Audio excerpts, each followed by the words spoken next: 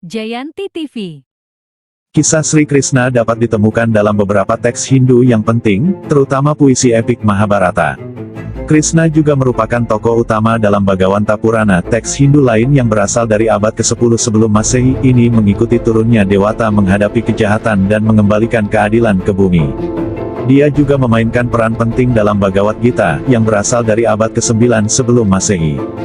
Dalam teks itu, Krishna adalah kusir untuk Arjuna, dan memberikan nasihat moral dan militer kepada Arjuna. Krishna biasanya digambarkan memiliki kulit biru, biru hitam atau hitam, memegang bansuri atau seruling, dan kadang-kadang disertai dengan sapi atau gembala sapi betina. Salah satu dewa Hindu yang paling banyak dihormati, Krishna dikenal dengan banyak nama lain, diantaranya Govinda, Mukunda, Madhusudana, dan Basudewa. Dia mungkin juga digambarkan sebagai bayi atau anak yang terlibat dalam lelucon lucu, seperti mencuri mentega. Sahabat Jayanti, sebelum kita lanjut menonton video ini, jangan lupa like dan subscribe-nya. Kisah kelahiran Krishna. Bumi Pertiwi, yang tidak mampu menanggung beban dosa yang dilakukan oleh raja dan penguasa jahat, memohon kepada Brahma Sang Pencipta untuk meminta bantuan. Brahma, pada gilirannya, berdoa kepada Dewa Wisnu yang agung, yang meyakinkan Brahma bahwa Wisnu akan segera kembali ke bumi untuk memusnahkan kekuatan-kekuatan tirani. Kamsa, penguasa Mathura adalah salah satu tirani dan seorang raja yang jahat dan arogan. Pada hari itu, saudara perempuan Kamsa, Dewaki, menikah dengan Basudewa. Pada saat yang sama sebuah suara dari langit menandakan bahwa putra ke-8 Dewaki akan menghancurkan Kamsa.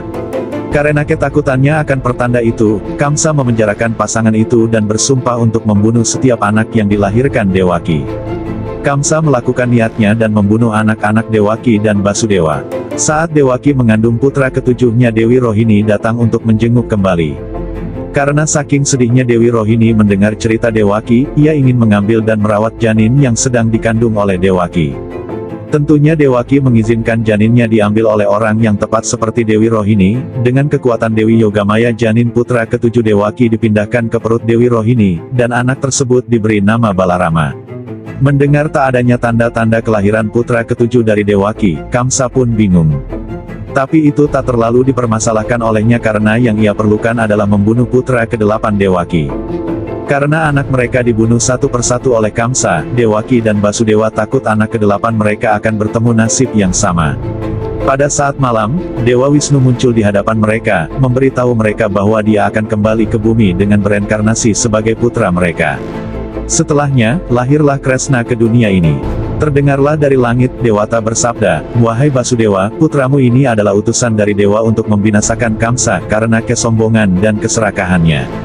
Bawalah putra ini pada sahabatmu Raja Nanda di Gokula, ia akan merawat anakmu dengan baik." Selesainya Dewata bersabda, tiba-tiba lepaslah rantai yang mengikat tubuh Dewaki dan Basudewa. Bergegaslah Basudewa untuk membawa putranya ke Gokula dan akan diserahkan pada Raja Nanda. Begitu Basudewa mendekati pintu penjara, tiba-tiba dengan ajaibnya pintu itu terbuka sendiri dan para pengawal pingsan seketika. Segeralah Basudewa berangkat menuju Gokula, dengan membawa putranya yang lahir pada hari Rabu tengah malam dengan bintang Sing. Basudewa terus berjalan menembus gelapnya malam, yang disertai dengan hujan badai yang menggoyang-goyangkan tumbuhan seakan memberi salam pada putranya. Dengan menyeberangi sungai Yamuna, yang cukup dalam ia sampai di negeri Gokula, dan bergegas menuju rumah Raja Nanda. Sesampainya di sana ia disambut dengan sangat baik oleh Raja Nanda. Raja Nanda kemudian mengambil Krishna dari Basudewa, dan menukarnya dengan putrinya yang juga baru saja dilahirkan oleh istrinya Yasoda, akan tetapi tidak dirasakan oleh Yasoda. Basudewa sempat menolak karena ia tak rela mengorbankan putri sahabatnya demi putranya. Namun karena Raja Nanda mendesaknya, maka dibawalah putri yang tak berdosa itu.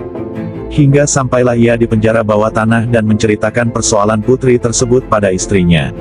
Istrinya merasa kasihan dan mengecup putri tersebut. Setelah Basudewa kembali masuk, keadaan kembali seperti semula, rantai yang mengikat dan pintu yang terkunci, serta pengawal yang beranjak sadar. Salah satu dari pengawal tersebut segera bergegas dan melapor pada Kamsa mengenai Dewaki melahirkan seorang putri. Mendengar kabar tersebut, Kamsa tertawa saking senangnya, karena menganggap Dewata merasa takut dan tidak jadi mengirimkan putra sebagai utusan untuk membunuhnya. Akan tetapi, ia tetap berkeinginan untuk membunuh putri tersebut dan segera mendatangi adik dan sahabatnya di penjara bawah tanah. Bayi putri tersebut ditarik dari tangan Dewaki. Namun ketika akan dilemparkan ke tembok, bayi putri tersebut melayang di atas, seakan diselamatkan oleh Dewata. Dan melalui langit yang gelap diiringi petir, Dewata bersabda seakan mewakili putri Raja Nanda itu, "Aku bukanlah tantanganmu. Kau tak akan mati jika aku hidup.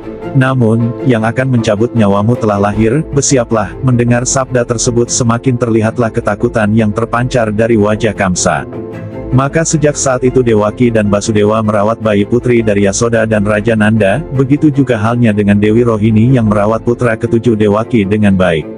Sementara Yasoda dan Raja Nanda merawat putra ke-8 dari Dewaki dan Basudewa hingga beranjak dewasa dan menjalankan titah untuk memusnahkan Kamsa. Setelah Kresna besar, ia memiliki kekuatan gaib. Keberaniannya semakin tersiar kemana-mana sehingga Raja Kamsa mendengar pula. Kresna lalu dipanggil menghadap ke Mathura, akan diadu dengan orang yang terkenal kuat dan berani. Nanda, yang mengasuh Kresna, menjadi bersedih hati. Ia tahu Raja Kamsa sangat kejam. Karena itu ia selalu mendoakan Kresna. Selama di Mathura, Kresna disuruh mengerjakan pekerjaan yang tidak dapat dilakukan oleh orang biasa. Maksudnya jika Kresna tak sanggup, ia akan dihukum seberat-beratnya. Tapi yang terjadi sebaliknya, semua pekerjaan dapat dilakukan dengan mudah oleh Kresna. Ia disuruh menarik busur yang bahkan tak seorang pun atau dewa sekalipun yang sanggup menariknya, mengalahkan gajah, diadu dengan orang-orang kuat. Melihat kekuatan dan kesaktian Kresna, Raja Kamsa menjadi murka karena merasa kalah kuat dan berani. Kemurkaan itu tidak hanya dilampiaskan kepada Kresna, melainkan kepada seluruh gembala. Maka gembala-gembala itu pun disuruh meninggalkan Mathura dengan segera, dan bila tidak maka akan dibunuh.